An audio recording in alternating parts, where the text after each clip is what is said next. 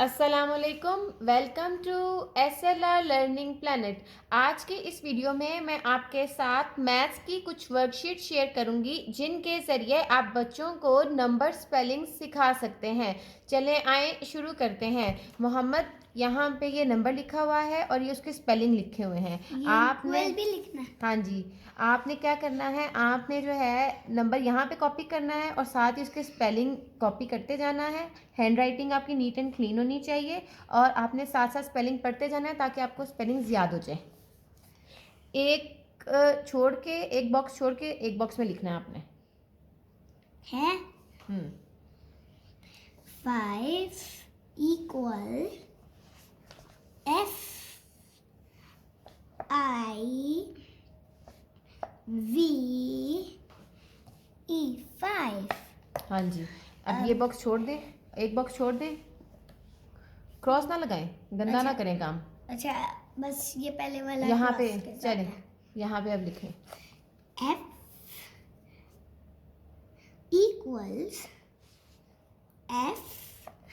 FIVE 5 equals 5। Hand writing गंदी आ रही है आपकी। आप बच्चों को रोज़ाना एक नंबर और उसके स्पेलिंग्स करवा सकते हैं जब तक बच्चे को वो नंबर स्पेलिंग्स याद ना हो जाएं।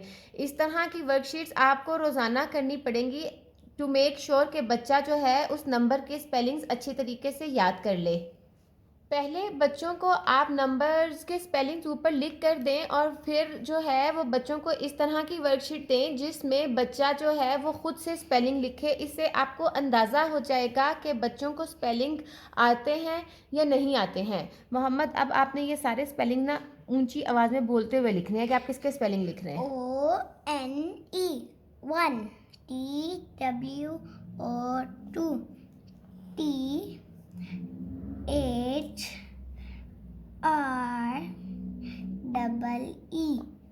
3 FOUR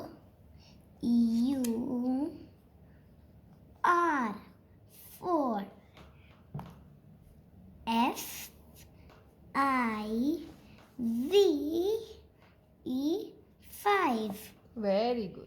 जब बच्चों को सीक्वेंस में सारे स्पेलिंग्स याद हो जाएं तो आप इस तरह के रैंडम नंबर्स भी लिख सकते हैं और बच्चे को कह सकते हैं कि वो इनके स्पेलिंग्स लिखे। यूजुअली बच्चे जो हैं वो ONE 1 TW और 2 करके तो स्पेलिंग सारे सीक्वेंस में याद कर लेते हैं, लेकिन जब रैंडम आप नंबर्स लिख के देते हैं तो बच्चे स्पेलिंग्स भूल जाते हैं।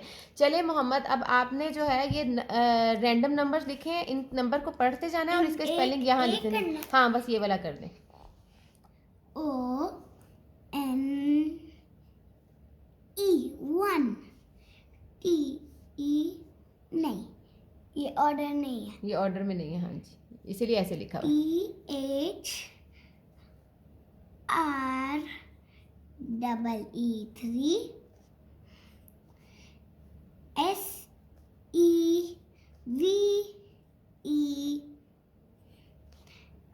7 EIGHT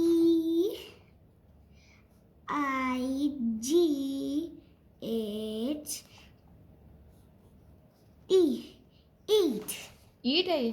8 NINE